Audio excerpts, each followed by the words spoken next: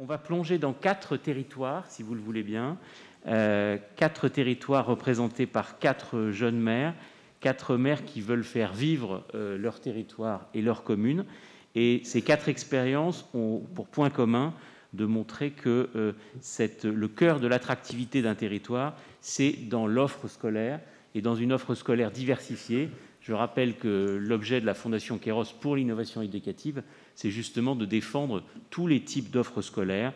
Et j'en sais que souvent, ce manque de diversité, par exemple, d'offres pour les handicapés, on parlera d'une école Montessori dans un instant, vous parliez du bilinguisme pour les régions frontalières, monsieur le sénateur, tout à l'heure, eh bien, c'est clé aujourd'hui pour faire venir des familles et pour l'attractivité des territoires. Ce sont 4 expériences, vous allez voir, à des stades différents de la prise de conscience et de l'action et de la stratégie. On va commencer dans un instant avec vous, Valentin Josse. Vous êtes maire de Mouilleron-Saint-Germain, en Vendée. Vous y êtes président de la communauté de communes du Pays de la Châtaigneraie et vice-président du conseil départemental de Vendée. Ensuite, on enchaînera avec Hugo Biolay, très jeune maire de Vinzieux, dans l'Ardèche. Et puis, nous avons 2 intervenants en visio, et je remercie les services techniques de notre maison mère, l'Institut de France. Je vais peut-être leur demander de brancher leur caméra pour qu'on les voit. Il y a Fabien Canal, qui est maire de Riervesmont, j'espère que je ne prononce pas mal, dans le territoire de Belfort. Et ensuite, Sophie Gargovitch, qui est maire de Blanquefort-sur-Violence, qui est issue du Lot-et-Garonne, comme David Jaïs tout à l'heure. On commence par la Vendée. La Vendée, on disait tout à l'heure que le problème, c'était souvent les clichés sur la ruralité, sur la désertification, sur la campagne musée. La Vendée en est très loin, en particulier la région des Herbiers, qui est en réalité une licorne industrielle. Et pourtant, vous avez un problème scolaire. Oui, merci. Merci à vous de m'accueillir ce matin sur un sujet qui me tient particulièrement à cœur, avec une spécificité effectivement vendéenne. La Vendée respire la ruralité. Le concept même de la Vendée, c'est l'équilibre territorial, l'équilibre des territoires. La Roche-sur-Yon, ville-préfecture, ne représente même pas 1/10 de la population vendéenne, 282 communes. Les usines à la campagne, c'est comme ça qu'on définit notre Vendée, même si elle n'est pas une, elle est une diversité de territoires entre le bocage, la plaine, le littoral et le marais poitevin. Nous avons cette spécificité, effectivement, d'avoir des territoires assez attractifs. Cependant, il nous faut faire très attention à la fracture territoriale. On a évoqué cette problématique de conception de la ruralité. Nous subissons aujourd'hui aussi une conception de la ruralité parfois très, très éloignée de la ruralité.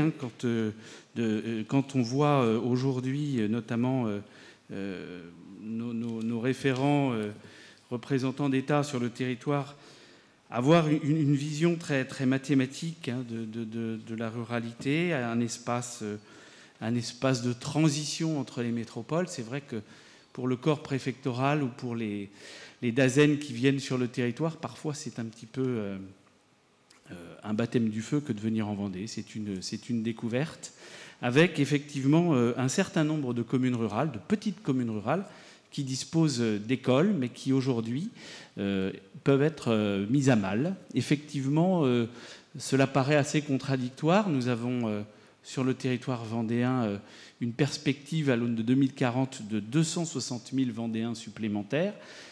Chiffre conforté aussi par le résultat du premier confinement, où on voit de nombreuses populations arriver, à savoir sont des jeunes familles ou des personnes proches de la retraite. Ça, nous verrons les résultats et les éléments. Cependant, il nous faut, pour permettre aussi de répondre aux besoins des entreprises fleurons vendéennes, dans l'agroalimentaire, dans l'aéronautique, dans le nautisme, il nous faut accueillir des jeunes familles, des familles avec des enfants. Pour cela, il faut que nous soyons en capacité de pouvoir répondre à ces enjeux.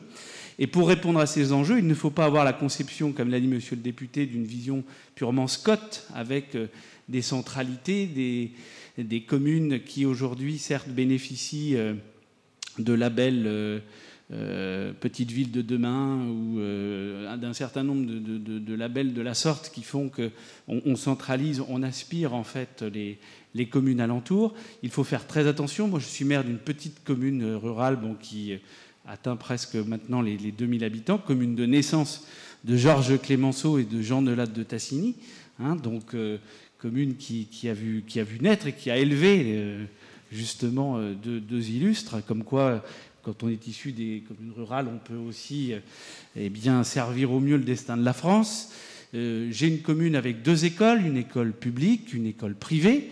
J'ai également une maison familiale rurale. Ça fera plaisir à Monsieur Lagarde sur la dimension aussi de l'enseignement rural avec des spécificités et permettant aussi le lien entre le monde professionnel, les professionnels du secteur et puis le monde éducatif.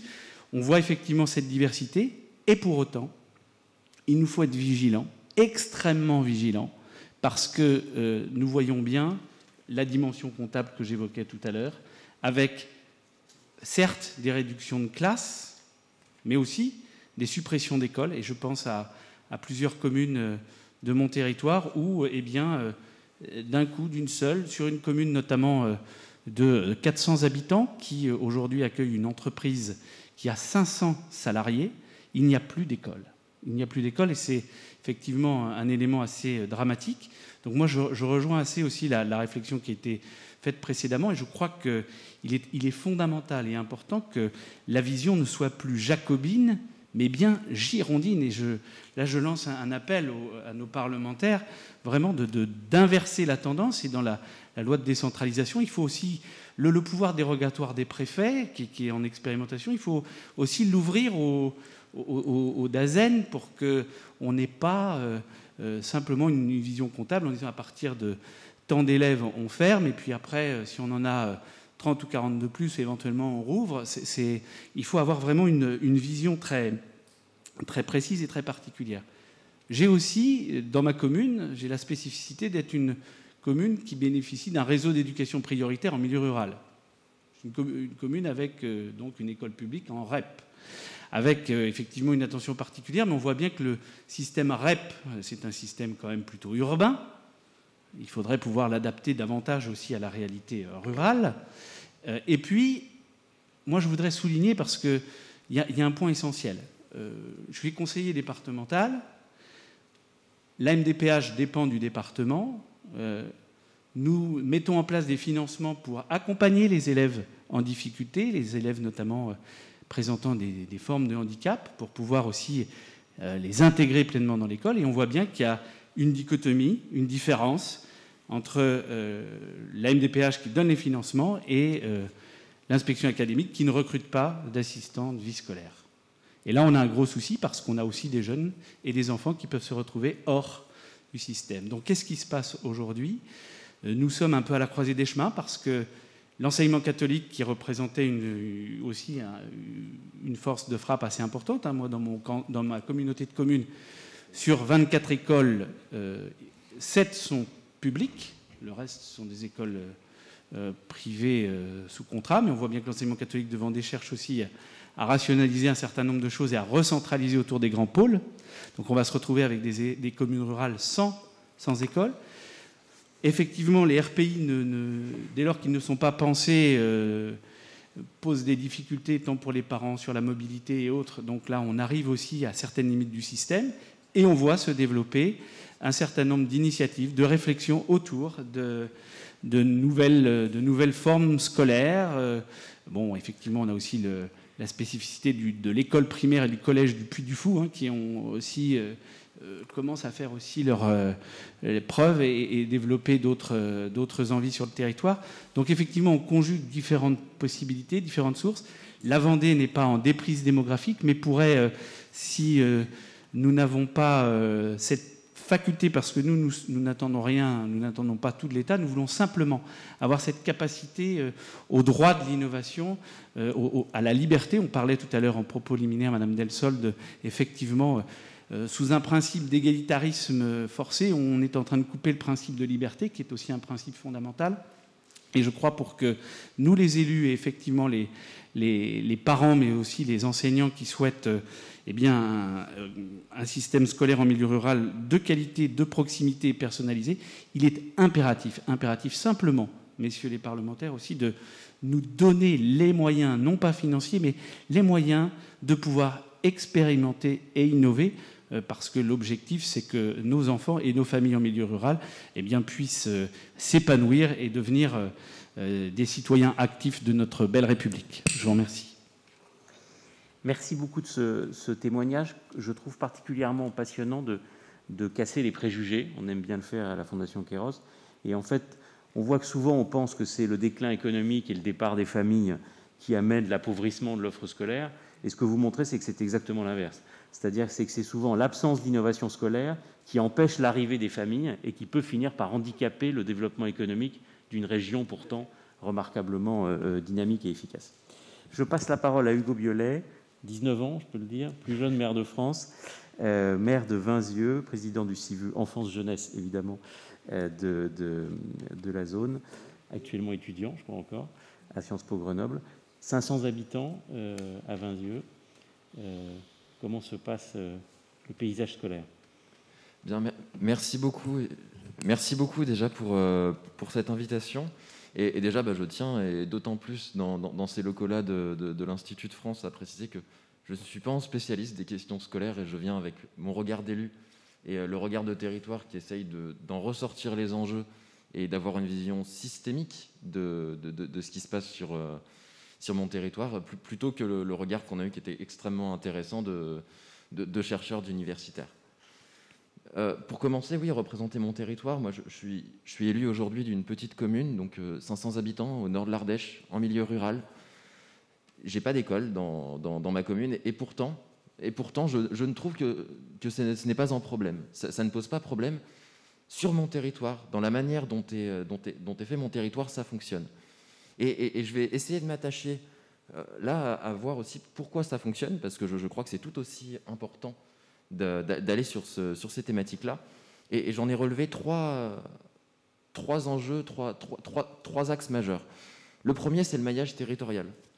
On parlait tout à l'heure de la politique des 15 minutes. Et en fait, quand je regarde, moi, autour de ces 15 minutes, moi, j'ai déjà 3, 4, 5 écoles qui sont à 15 minutes de voiture autour de mon village. Ce qui fait que ce maillage territorial, au niveau des écoles, mais pas que, il est présent et il permet une très bonne continuité. C'est-à-dire que nous, on prend tous notre voiture en milieu rural pour aller travailler. Peu importe dans quelle direction on va, peu importe où on va travailler, on peut toujours déposer notre enfant à l'école le matin, venir le récupérer le soir. Et donc, ça ne pose pas tant de soucis que ça. Et le deuxième point important, c'est aussi celui des transports scolaires. Pouvoir se rendre, avoir des transports scolaires dès le primaire, c'est quelque chose qui est développé sur notre territoire et qui fait que, même sans école, on a une offre éducative sur le territoire qui marche et qui fonctionne. Le deuxième point, c'est le point de la cohérence des services. Et là, c'est penser un petit peu plus global. C'est penser au-delà de simplement l'école. Ça s'inscrit dans un parcours de vie. La politique enfance-jeunesse, elle ne se pense pas de manière très sectorielle, très sectorisée sur... Là, ils sont en primaire, après ils passent en collège. Il faut faire des liens. Et notamment en lien avec la petite enfance, qui est très important. J'en parlais encore hier avec une maire d'une commune alentour, et c'est des thématiques qui touchent plusieurs communes. C'est la place des crèches dans la continuité entre la petite enfance, l'accompagnement en crèche, et l'accompagnement ensuite au niveau scolaire. Pourquoi ? Parce qu'on se retrouve avec des communes qui n'ont pas de crèche. Et c'est normal, parce que mettre une crèche, c'est beaucoup plus complexe qu'une école primaire. Ça demande beaucoup plus de normes, beaucoup plus de moyens. Et donc, on fait des regroupements intercommunaux, comme on fait pour les écoles, mais de manière un peu plus grosse. Quand ces crèches-là sont beaucoup trop liées aux écoles des communes aux alentours, les élèves vont suivre, vont remplir l'école des communes à côté, et les communes qui n'ont pas de crèche vont se retrouver avec des écoles qui vont être en déperdition, parce que les parents qui vont pourtant être habités dans cette commune-là vont préférer le mettre dans la commune voisine pour des questions de confiance et pour tous ces types de questions-là. Et donc il faut travailler, et j'en prends l'exemple sur mon propre territoire où ça fonctionne, sur ce lien-là entre les crèches et les différentes écoles, pour qu'il y ait cette continuité et ne pas perdre ce maillage qu'on a aujourd'hui, parce que cette perte d'élèves aujourd'hui, c'est peut-être qu'on va perdre sur nos écoles, mais une fermeture de classes, mais surtout d'écoles, on se rend compte que ça va quand même, c'est quand même pas idéal sur un territoire. Et moi, sur mon territoire, on a une crèche qui est une crèche associative. On a beaucoup c'est des parents bénévoles qui la gèrent, et on a ce lien-là avec les différentes écoles du territoire qui fait qu'on n'a pas ce problème-là. Et ça m'amène vers ce dernier axe, qui est l'axe, je crois, de la bonne entente entre les différentes communes. On en revient aussi à la question qui organise les organisations, qui a été soulevée tout à l'heure. Cette entente-là, elle doit fonctionner. Nous, la confiance que l'on met, nous, entre les différents élus, c'est une confiance, après, que l'on retransmet aux parents, et qui va permettre que l'on fonctionne ensemble, que l'on puisse faire émaner des projets de territoire, des projets plus globaux, et qui font qu'aujourd'hui, moi, je n'ai pas de problème à envoyer mes enfants dans des écoles publiques ou privées, dans des communes aux alentours. On a pu mettre en place un réseau de transport, notamment. Donc voilà, ça c'était un petit peu le premier point, mais il y a une autre question qui se pose, c'est l'école comme lieu de rassemblement, comme lieu de création de vie. Et c'est vrai que sur Vinzieux, je n'ai pas ça. Mais je voudrais dire, la politique enfance ou jeunesse, elle se pense de manière globale. L'éducation n'est qu'un des 5 sous-axes, des grands piliers, des 5 grands piliers de la politique enfance-jeunesse, parmi lesquels il y a la citoyenneté, il y a la prévention, il y a la famille, il y a la citoyenneté. Ces 5 grands axes, ça nous laisse encore énormément de marge de manœuvre à nous pour la mettre en place sur notre territoire. Et moi, c'est la dynamique que je suis en train d'engager sur mon territoire. C'est, certes, j'ai pas d'école, mais il faut le prendre comme une opportunité, parce que c'est des coûts extrêmement importants, c'est du temps de passer, pour mettre en place autre chose, pour que nos jeunes qui se retrouvent, ils puissent se retrouver sur notre territoire. Ils puissent quand même s'y retrouver, j'ai même envie de dire, et se l'approprier, malgré le fait qu'il n'y ait pas d'école.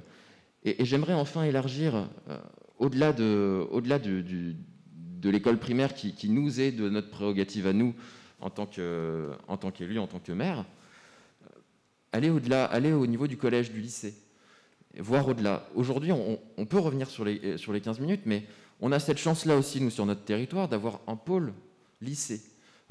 Sur la commune d'Annonay, qui est une ville-centre. Nous, on est polarisé sur une ville-centre, avec une offre aussi diversifiée.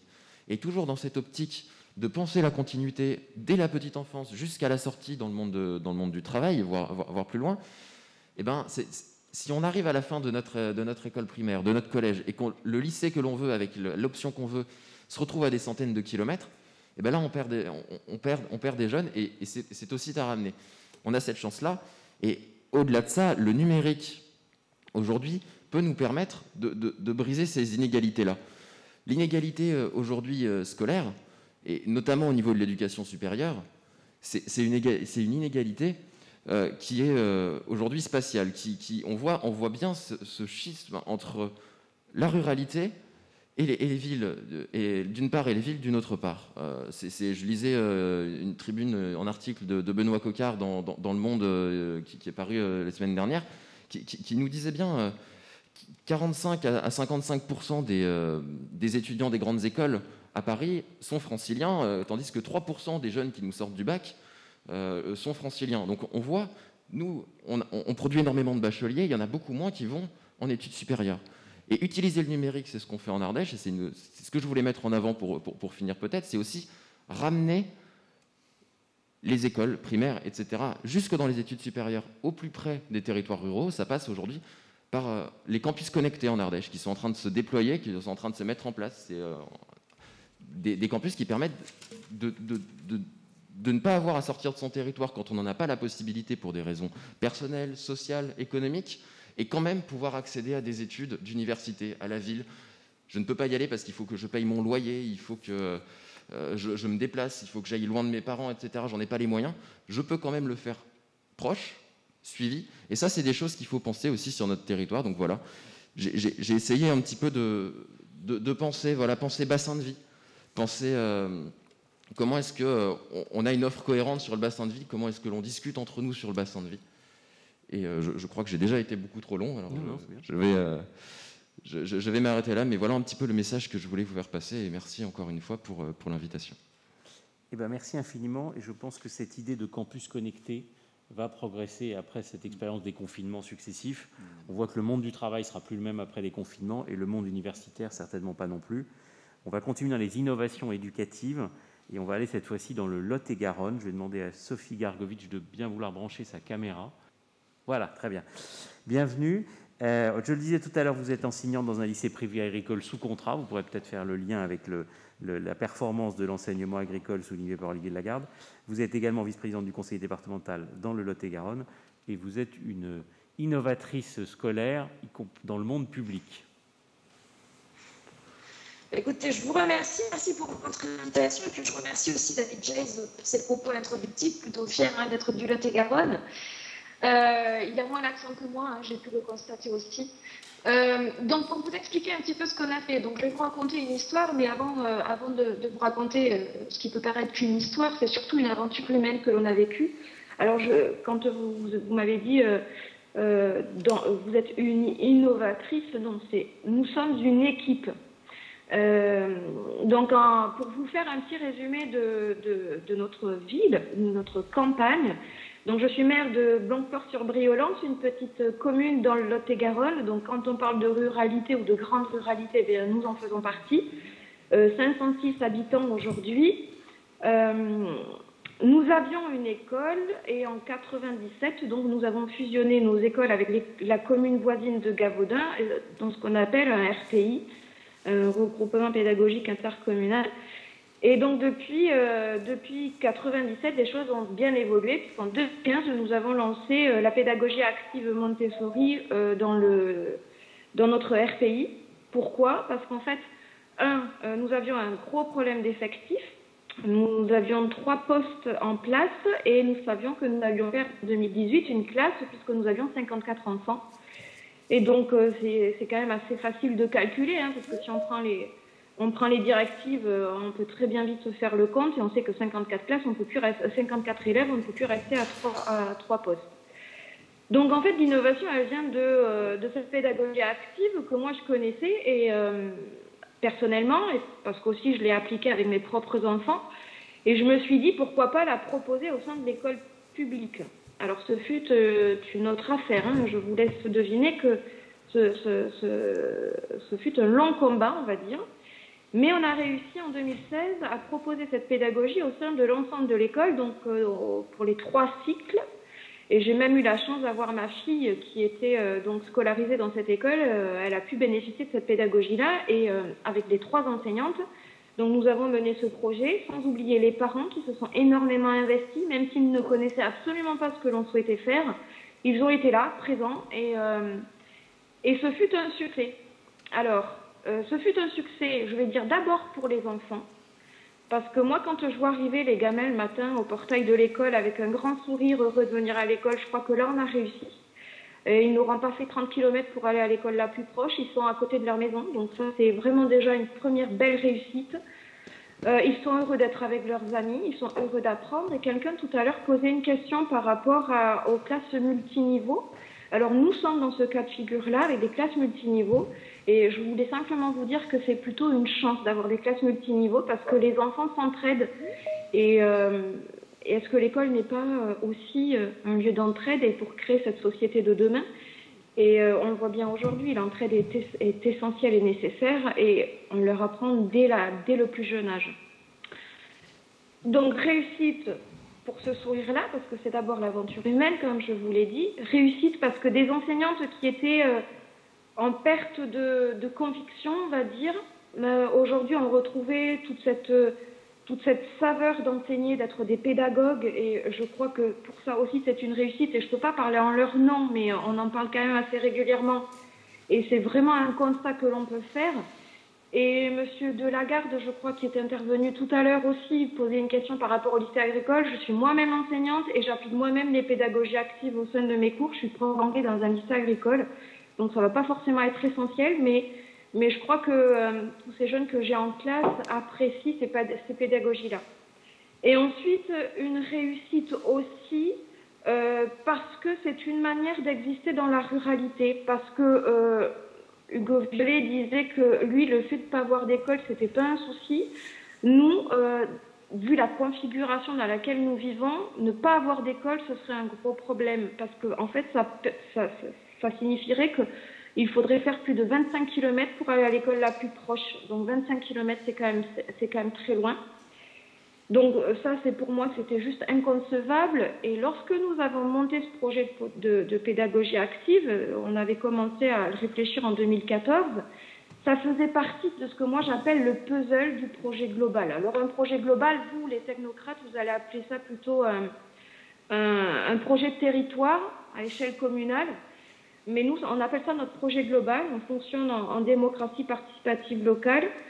Et c'était vraiment une pièce du puzzle. L'école ne va pas sans le bien-être, sans le bien vivre ensemble, sans les commerces locaux, sans nos agriculteurs. Enfin, vraiment, tout ça, c'est un process que l'on a mis en place. Et donc, ce projet d'école était essentiel pour conserver ce poumon dans notre village très rural. Donc, je vous disais tout à l'heure quand nous avions peur de la fermeture d'une classe en 2018, et grâce à cette pédagogie, et grâce aussi à Civides Club qui a formé nos enseignantes, eh bien, en 2018, nous avons ouvert une 4e classe. Donc, ce fut un petit peu notre fierté parce que ça a amené de nouvelles familles sur le territoire. Donc, on parlait en introduction de l'exode rural. Certes, il y a eu la Covid, mais nous, c'était bien avant la Covid. Donc, on a vu de nombreuses familles s'installer sur nos communes, que ce soit Gavaudan ou Blanquefort-sur-Briolance, parce que nous avions modifié notre école publique. Donc, je répète, c'est bien une école publique, donc avec ce qui, moi, me tient à cœur, une école publique, laïque et gratuite. Donc, l'instruction, pour moi, doit être offerte à tous. Et donc, voilà, nous avons donc ouvert cette 4e classe. Et la seule chose que nous n'avions pas finalement mesurée, ça allait être l'incidence sur l'habitat. En fait, tout ce qui était disponible en habitat est aujourd'hui complété, donc il n'y a plus rien de disponible. Mais nous sommes bloqués par le PLUI, puisque évidemment, j'ai plus la main là-dessus, c'est une compétence qui a été transférée à la communauté des communes. Je ne peux plus faire de construction. En fait, on est bloqué sur tout. Donc c'est quand même dommage de ne pas pouvoir poursuivre cette progression, bien entendu, avec tout ce qui est important au niveau du développement durable, c'est-à-dire on n'est pas là pour saboter l'environnement, bien au contraire, on est dans un cadre idyllique et on souhaite le conserver, mais les grandes communes ont tendance à tirer la couverture dans leur sens et à prendre le maximum de construction, et nous, les zones très rurales, parfois on a un peu la sensation d'être des habitants de seconde zone, alors que ce n'est pas le cas, et on a des contraintes, bien que évidemment la ruralité soit perçue par les citadins comme quelque chose de magnifique et incroyablement reposant. Ça n'est pas toujours le cas, et c'est une réalité, un constat qui est juste. Et donc du coup, ce serait bien parfois qu'on nous permette certaines constructions, et moi je prône plus l'habitat léger parce qu'à mon avis c'est moins consommateur de foncier, et là encore il y a des choses à changer, et tout est lié bien entendu. Voilà ce que je souhaitais vous dire. Je ne veux pas être plus long parce que si deux personnes ont des questions, bien sûr je serai à leur disposition. Mais enfin voilà, je suis très très fière, moi en tout cas, de mes enseignantes, de notre formatrice, des habitants de notre commune. Et comme vous le disiez très justement, c'est pas d'en haut que les décisions vont venir, c'est bien d'en bas du terrain que nous allons faire remonter les choses. Et plus nous serons nombreux à nous battre, et plus enfin nous allons être écoutés, parce que franchement ça suffit, quoi. Ça suffit. Merci beaucoup de cette très belle expérience d'école Montessori publique. J'ai vu que Valentin Josse à ma droite hochait la tête lorsque vous mentionniez ces difficultés après d'accompagnement des familles dans la construction de logements. Là aussi, on est loin des clichés sur la désertification. On voit que grâce à l'innovation scolaire, des zones se repeuplent, et la construction est plutôt insuffisante et est plutôt un obstacle. Donc j'espère qu'effectivement, on ne va pas chercher à concentrer les populations dans les villes-centres. Ça serait incohérent, et ça irait à l'encontre de cette dynamique. Et peut-être pour ajouter, parce que c'est une problématique très très prégnante sur mon territoire, mais le fait d'avoir beaucoup d'écoles, nous, ça fait déjà plus de 5 ans que l'on voit ce qu'on appelle les néo-ruraux s'installer énormément, et j'ai une énorme croissance, moi, sur ma commune, sur les communes autour. Et en termes de services publics, ça pose question, parce qu'on n'arrive pas à suivre aussi. Je confirme également, à titre d'exemple, nous avions un problème avec la vacance de logements au cœur de bourg. En 3 mois, là, bon, il n'y a pas que l'effet Covid chez nous, mais là, il y a eu l'effet Covid. En 3 mois, 117 maisons ont été achetées. Ça montre bien ce volet-là. Et là aussi, par rapport à la question qui vient d'être soulevée sur la problématique de l'habitat, il faudra effectivement, c'est une mobilisation des territoires, mais il faudra aussi, je me retourne de nouveau vers les parlementaires, qu'on fasse très attention, que vous fassiez très attention à la manière dont va être traitée la fameuse idée du zéro artificialisation nette, qui risque d'être un nouveau coup de poignard et justement une fracture entre les métropoles et le monde rural. Si on applique le stricto sensus ZAN, là on tue la ruralité, clairement. Alors que la dynamique là est remarquable. Sophie Gargovic, vous me disiez hier que vous aviez fait revenir plusieurs médecins grâce à ça. Et on sait toute la difficulté de la désertification médicale. Juste une question, au moment du risque de surpression de poste, il y a 4 ans, vous disiez on était à 54 élèves, et aujourd'hui ? On est à plus de 80 élèves, oui. Combien ? Plus de 80 ? Oui, c'est ça. Voilà. Donc on a pratiquement doublé, hein, donc voilà, c'est plutôt une grande chance. Et comme vous le rappeliez, en effet, nous avons vu de nombreuses de personnes qui exercent des professions libérales qui sont venues s'installer aussi. C'est vrai que c'est une chance. Et puis, on est regardé de ce côté-là. Donc, moi, ce projet, je vais le mettre en place pour les enfants d'abord. D'accord ? On est bien d'accord là-dessus.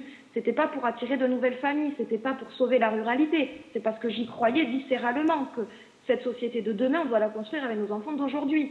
Donc voilà, et évidemment, on a eu ce côté très positif où on a vu une augmentation de la population. Et finalement, c'est ce qui attire plutôt les collègues maires, et ils ne voient pas le bien-être de l'enfant. Ils voient d'abord le côté dotation qui va augmenter puisqu'on attire de nouvelles familles.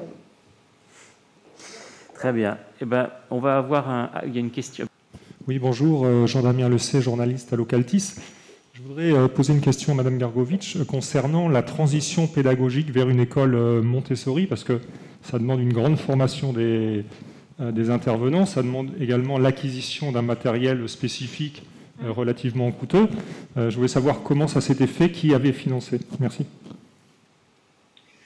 Alors, en ce qui concerne la formation des enseignantes, donc nous les avons financées, nous, mairies. Alors, elles sont rémunérées par l'Éducation nationale et nous avons financé à hauteur moitié de 50% chacun, la commune de Gavaudan et la commune de Blanquefort, nous avons financé donc ces formations pour les enseignantes. Après, évidemment, elles avaient la fibre. Je veux dire, on ne peut pas imposer une pédagogie à un pédagogue. Chacun est libre d'utiliser la pédagogie qu'il souhaite. Évidemment, elles le faisaient déjà, plus ou moins officieusement, donc du coup, elles ont pu poursuivre cette formation de façon plus poussée. Quant au matériel, vous avez raison, c'était un coût quand même qui était assez conséquent pour notre petite commune puisqu'il s'est élevé à 13 000 euros. Donc nous avons fait un financement participatif et nous avons eu la chance d'avoir une école parisienne qui nous a donné la moitié des fonds nécessaires. Donc du coup, nous avons bouclé le budget de cette manière-là et les parents nous ont énormément aidés, donc 2 étés successifs à préparer les classes, à repeindre, à préparer du matériel. Écoutez, merci beaucoup. Je crois qu'on a compris la manière dont vous aviez pu le financer et le mettre en œuvre. On va passer à quelqu'un qui marche sur vos pas, si j'ose dire, en tout cas qui a un projet. Je vais demander à Fabien Canal, merci Madame Gargovic, de brancher sa caméra, qui est maire de Rières-Vesmont, dans le territoire de Belfort, dans la forêt vosgienne. Fabien Canal. Bonjour. Voilà, bonjour. Vous m'entendez ? Ouais. On vous entend et je pense qu'on va vous voir. Voilà. On voit qu'on est dans la forêt. Je vais peut-être couper la caméra parce qu'on a une connexion qui n'est pas extraordinaire sur la maison. Donc ça mange un petit peu de débit, donc je vais peut-être couper la caméra si ça ne vous dérange pas. D'accord. Ça sera peut-être plus simple. Déjà, je veux vous remercier pour l'invitation. Après, déjà, je vous prie de m'excuser par avance parce que je ne suis pas forcément très à l'aise pour parler devant un écran d'ordinateur. En visio comme ça, je ne fais pas ça tous les jours. Après, nous, pour Rières-Vesmont, on n'a pas du tout le même genre de problématique. Je suis le maire d'une toute petite commune de 100 habitants. On est vraiment perdu au milieu de la montagne. On a des écoles qui sont autour à 7 et 10 km. Donc en fait, on a ce qu'il faut pour les enfants. Après, moi, la vision que j'ai pour l'école de Rières-Vesmont, c'est une vision peut-être qui va paraître un peu utopique pour certains. Mais en fait, c'est une école différente. Et cette école différente, en fait, elle est née dans ma tête le jour où j'ai croisé l'institutrice de mon fils qui m'a dit... sur la commune de Géromagny, qui est une petite commune de 3000 habitants, Elle m'a dit il y a des enfants dans l'école qui ne savent même pas ce que c'est qu'un arbre. Or, on a les Vosges tout autour, on a le Baron d'Alsace, on a quand même un petit peu de forêt. Et là, moi, ça m'a choqué parce qu'on habite au milieu des bois avec ma femme, on est vraiment isolés, nos enfants sont tout le temps dehors, il n'y a pas de souci. Mais je me dis, s'il y a des enfants qui sont à 7 km de chez nous et qui ne connaissent pas la nature, eh ben moi personnellement, ça m'a choqué. Du coup, en fait, le souhait qu'on a sur la commune de Riervesmont, c'est de créer une école en fait, dans la forêt. C'est d'essayer déjà pour les enfants du village, de les mettre dans 2 tiers, 1 tiers, 2 tiers dans la forêt, 1 tiers à l'école, 1 tiers à l'école, 1 tiers dans les locaux communaux, et en fait leur permettre d'être en extérieur la plupart du temps et d'attirer d'autres enfants sur les communes alentours pour leur permettre justement de découvrir et d'avoir cette connexion. On parlait tout à l'heure de numérisation, d'accès aux écrans, etc.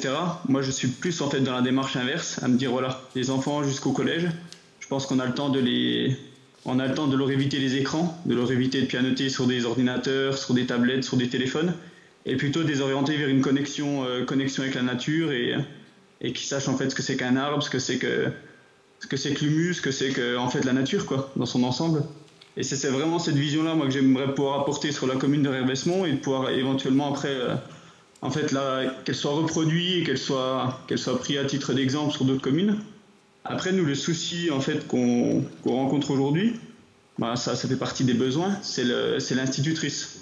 En fait, aujourd'hui, on va partir en guerre pour trouver en guerre, je ne vais pas parler de guerre parce qu'on parle trop de guerre en ce moment, au contraire. On va partir pour essayer de trouver des financements pour éventuellement payer l'institutrice. Mais après, ça fait des coûts assez importants. Et le besoin qu'on aurait, en fait, c'est que l'Éducation nationale nous prête une institutrice à l'année et qu'on puisse en fait être une école pilote sur le territoire de Belfort pour permettre en fait la gratuité de l'école pour les enfants. Parce qu'aujourd'hui, le projet peut être créé avec le soutien de la commune, on a les locaux, et après on fait des conventions avec des propriétaires privés pour pouvoir créer des petites cabanes dans les bois, des choses, des tables, poser des tables, pour que les gamins puissent être tout le temps dans les bois. Mais le souci, c'est celui-là, voilà, c'est le souci de la gratuité pour les enfants et leur permettre en fait de venir dans cette école différente, qui serait, à mon sens, un peu plus adapté aux enfants d'aujourd'hui qui sont un peu hyperactifs. On a de plus en plus de problèmes d'enfants avec des problèmes d'attention. Et pour l'inclusion, pour d'autres enfants aussi en situation de handicap, je pense que l'école dans la nature, c'est des choses qui ont été prouvées, qui sont plutôt bonnes pour les enfants qui souffrent de handicap. Après, je m'excuse encore pour mon langage, je n'ai pas l'habitude, je ne suis pas président de communauté de communes ou... Je n'enchaîne pas les réunions avec les différents préfets et autres, donc je vous prie de m'excuser pour ces paroles simples, on va dire. C'est très clair et je trouve que c'est passionnant de montrer aussi ce dynamisme d'une initiative vraiment prise par le maire dans sa commune. Vous me disiez, quand il pleut, parce qu'il y a un moment quand même on ne peut pas être tout le temps dans la forêt, on les accueillera dans la salle du conseil municipal et on a un certain nombre d'écoles qui sont aujourd'hui soutenus par la Fondation Kéros, qui ont été créés dans les locaux des mairies et des municipalités. Donc ce sont des initiatives spontanées qui fonctionnent très bien. On a une question de M. Dargne.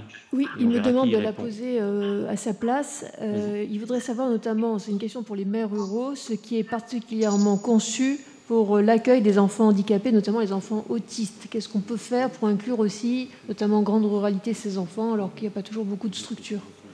Moi, j'ai la chance d'avoir dans ma commune une personne qui a organisé avec 2 autres de ses collègues qui ont travaillé dans le monde de handicap, dans l'accompagnement d'enfants et de jeunes adultes, la mise en place d'une maison où ils ont la possibilité, à hauteur d'un groupe de 10-12 enfants, et jeunes, avoir un accompagnement personnalisé et je dirais scolaire entre guillemets, qui a été le fruit d'une expérimentation en lien, certes, pas forcément avec l'éducation nationale, mais avec le conseil départemental. Du coup, nous avons fait un appel à projet spécifique avec une fondation privée qui s'appelle la Fondation Yves Gonor, qui a fondé Fleury-Michon, qui a justement mis... donc on a fait appel à des fonds privés, des fonds du département pour que justement les familles puissent participer à un revenu très, très faible sur cette opération, que tous les moyens de la Maison départementale du handicap puissent être mobilisés, et pour que ces jeunes, justement, et ces enfants puissent avoir un lieu à proximité de leurs parents et avoir un planning adapté, des activités adaptées par rapport à leur situation personnelle avec ces 3 personnes. Donc là, c'est une expérimentation et on essaye, et on espère, et ça commence à porter ses fruits au bout de 2 ans, de pouvoir le diffuser davantage, parce qu'on a bien compris qu'on avait la limite de ce que je vous évoquais tout à l'heure, notamment des assistants de vie scolaire dans nos écoles, où on se retrouvait des fois avec des temps où les enfants pouvaient aller à l'école et puis ils se retrouvaient tout seuls dans leur famille. Quand leur famille, les parents travaillent, c'est compliqué. Et puis il y a aussi la nécessité pour les familles qui restent à temps plein auprès de leurs enfants, des périodes où il faut pouvoir souffler. Les aidants doivent pouvoir aussi avoir des temps pour eux, et c'est pour ça que ces formules, en tout cas, nous avons expérimenté cela et nous espérons pouvoir le diversifier. Mais là, ça montre quoi? C'est une expérimentation. C'est une expérimentation où, justement, ce n'était pas prévu par les textes au niveau départemental. Et nous avons fait un appel à projet pour pouvoir avoir un régime dérogatoire, mais que nous espérons pouvoir généraliser. Bravo. Le mot de la fin, Hugo Biolay. Oui, très, très rapidement. Alors, moi, sur la question spécifique du handicap, je sais qu'il existe des classes adaptées. Mais j'en suis pas spécialiste, mais ce dont je voudrais revenir, et ce que je retiens aussi des différentes interventions, et c'est une remarque que je voulais faire aussi à Fabien Canal, et j'ai l'impression qu'on est tous ici plus ou moins girondistes et autour de ces différentes tables rondes, c'est que la richesse de nos territoires et la richesse de la ruralité aujourd'hui, c'est cette possibilité d'expérimenter. C'est un mot que je reprends aussi, que vous venez de dire. On est beaucoup plus à taille restreinte, à taille humaine. C'est beaucoup plus simple de débloquer des fonds, et c'est ça qu'il faut encourager aujourd'hui pour développer nos différentes écoles. On a parlé de la restauration scolaire. Quoi de mieux qu'en campagne travailler sur la restauration collective, telle que nous on le travaille en ce moment au niveau de l'agglomération, pour mettre en lien les acteurs du territoire. Et c'est un bon début. Et arriver à le faire à un endroit, arriver à le faire avec de l'ingénierie, c'est difficile avec une secrétaire de mairie de porter des gros projets. Donc on a besoin de cet accompagnement-là pour pouvoir mener, peut-être l'accompagnement par le haut, pour pouvoir mener des projets par le bas finalement. Et réussir à faire, et puis après à essaimer. Voilà. Le relais pour ça, ce sont des créateurs d'écoles, et ils vous succèdent maintenant à la tribune. Merci à nos 4 maires de ce Tour de France des magnifiques initiatives.